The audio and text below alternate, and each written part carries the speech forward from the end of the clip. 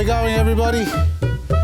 I'm going to finally tackle these garden beds, the courtyard. I've been avoiding them for so long, and because it's been raining heavily, and funny enough, look at this, it's dry as a bone out here. I haven't come out here to give it a water, and look at it, bugging me. It's actually drying up, so that's going to get a good soak. If your citrus trees aren't getting watered, and you think it's still wet from the grounds from all the rains we've had, think again, because it can dry up real quick, especially if you've got surrounding plants. Now, not only that, look at this. Literally, because it's been raining so hard, you know, we've only had a break in the last few weeks, and I've got so many parts of the property to go to. I have just watched this develop, and I can't believe how fast it's grown. A sucker just come out of nowhere, literally come out of nowhere. I haven't got any claditzias anywhere here, any the locust trees I have, but this is just a sucker. I don't know anywhere where this could have come from, unless it's a seed that's fallen from, you know, the backside of a bird. But nevertheless, we've taken out the best part of its roots. It's just one big root running across here, stops here somewhere.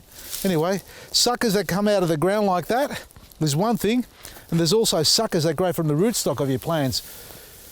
And this is how weeping cherry tree, that also needs to be composted and mulched, and obviously pruned, because we've got these suckers coming up.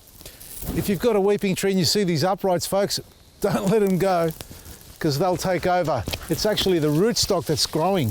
This is not the graft on top. So these are grafted onto a specific rootstock with the weeping variety, so that it actually has a nice weep. And you can see where it's just suckered up. This is below the graft. That's the graft on top there. That's where it's taken off, and there's a bit more coming on there. So I've got to shave this right back like that and keep going all the way along. And you can see in the past it's actually grown too.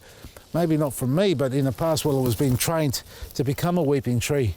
So cut all your suckers off on your weepers, on your fruit trees as well. And it's not only at the top, along the stem as well, and down below. And don't mind the dry, arid ground, because this is going to get composted and fertilized. And again, the superfood and black grit with a bit of compost, or even better yet, the planting mix. It's got everything in it.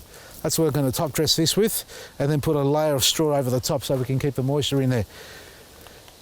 It's so deceiving when we had so much rain on the property, everything was just flooded. We were so wet underfoot, and you can, you know, search some of our previous episodes of seeing me walking around the path where the grounds are just soggy, and literally a couple of warm days that we've had, or hot days, it's just dried up real quick. And the plants are struggling to understand what to do, whether to grow or go dormant again, because they are struggling with the heat wave and the wetness and the sudden dryness. So go out to your garden, have a look at your trees, not just your veggies and flowers, and inspect the base of them. If there are any suckers coming up, cut them off. Any on the weepers that are actually pointing up to the sky, cut them off as well. Otherwise, it will stop feeding the weep, the graft on top, and take over and become a tree of its own rights again.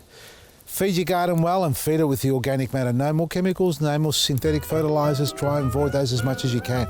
Keep it natural and build the microbiota in the soil, you know, the bacteria. Build that, because if it's an edible garden, you got to build the garden as well, because that's what you want to look after, your good health and a healthy garden as well.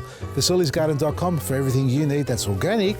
Superfood's going to go offline for shipping, don't forget that, so get your orders in for the 6 kilos and the 25 litre bags. Otherwise, forever hold your peace.